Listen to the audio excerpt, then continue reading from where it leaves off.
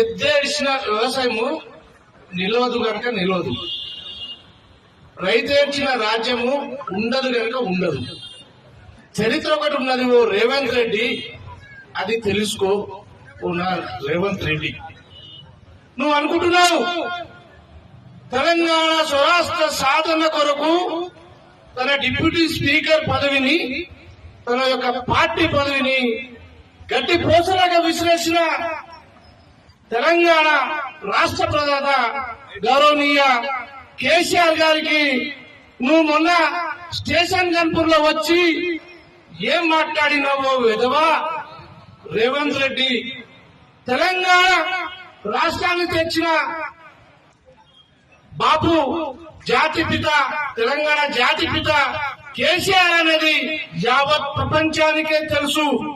ఎందుకో భారతదేశానికి తెచ్చిన గాంధీ జాతిపిత అయితే తెలంగాణ రాష్ట్రాన్ని తెచ్చిన కేసీఆర్ ఎందుకు జాతిపిత కాదని నేను సభా వేదిక నుంచి రేవంత్ రెడ్డి వారి కాంగ్రెస్ ప్రభుత్వానికి నేను హెచ్చరిస్తున్నాను. ఇప్పుడు మేము ఒక బీఆర్ఎస్ పార్టీగా ఉండి పాలకుర్తి నియోజకవర్గంతో పాటు రాష్ట్రంలో ఉన్న ప్రతి పల్లెలో పంట పొలాలు ఎండి వేలాది ఎకరాలు, లక్షలాది ఎకరాలు పంట పొలాలు ఎండితే కనీసం వాటి ఏదైతే పొలాలకి కనీసం చూడని నీ అసమర్థ ఎమ్మెల్యేలు, అసమర్థ మంత్రులు, నువ్వు కేసీఆర్ కుటుంబాన్ని, బీఆర్ఎస్ పార్టీని విమర్శించే స్థాయి నీకు లేదు. ఏదో మాయ మాటలు చెప్పి, మాయ గారడి మాటలు చెప్పి 2000 పింఛను 4000 ఇస్తామనగానే ముసలు తాతలు తండ్రులు ముందుకొచ్చురు. అదే తులం బంగారం ఇస్తామనగానే మహిళలు పెళ్లి చేయవలసిన తల్లిదండ్రులు ముందుకొచ్చి ఏదో నీకు నమ్మి నానబోస్తే నువ్వు పుచ్చి పుర్రలై మా యొక్క పుచ్చలు పలిగే విధంగా బీపులు పెరిగి రైతులు ఆత్మహత్యలు చేసుకొని సచ్చే విధంగా ఇలా చూసినాం. భారతదేశానికి స్వతంత్రం వచ్చి 75 సంవత్సరాలు అయితే రియల్ ఎస్టేట్ వ్యాపారాలు సచ్చే విధంగా సర్వం నాశనం చేసిన రేవంత్ రెడ్డి ఇవాళ మా పాలకుర్తి ప్రజలు, రైతులు పడుతున్న ఘోషను 70 ఏళ్లు దాటిన మా నాయకుడు, ప్రజానాయకుడు, దయాగుణం కలిగిన దయాకరావు పంట పొలాలు ఉంటే మీ ఇన్ఛార్జి మంత్రి అమెరికాలో హనీమూన్ చేస్తున్నారు. ఎందుకంటే ప్రజల పట్ల మీకు మీ ప్రభుత్వానికి విశ్వాసం లేదు. పేరుకు మాత్రమే ప్రజాపాలన, కానీ ప్రజలను రక్షించే పాలన మీది. స్థానిక మా ఎమ్మెల్యే యశస్వి రెడ్డి గారు ఏనాడైనా రైతు పంట పొలాలు ఎండిన కాడ ఆ రైతుకు పోయి ఏమైనా ఆత్మ పరిశీలన చేసుకొని ఆ రైతుకు భరోసానిచ్చి ఆ రైతుకు నేనుందా, నువ్వు అదైనా పడకు, నీళ్ళు వేస్తా, ఎండిపోయిన పంట పొలాలకు నీకు నష్టపరిహారం చెల్లిస్తానని ఏ రోజు నా ముఖం పెట్టుకొని రైతులను అడిగిన దాఖలాలు ఉన్నాయా? ఓ యశస్వి రెడ్డి గారు, నువ్వేదో అమెరికా నుంచి వచ్చినావు, నీ జీతం ప్రతి నెల నీ వచ్చే జీతం పేదవాడికి ఇస్తానని మాయా మాటలు చెప్పినావు.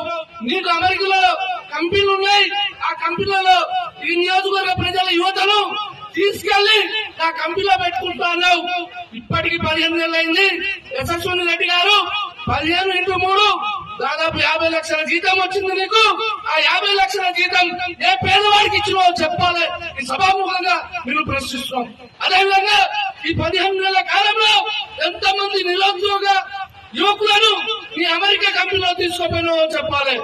చేతగాని చౌటతమ్మ మాటలు చెప్పి నువ్వు నీ అంతా కలిసి ఈ నియోజకవర్గాన్ని, పాలకుర్తిని సర్వనాశనం చేస్తామని వచ్చిరు.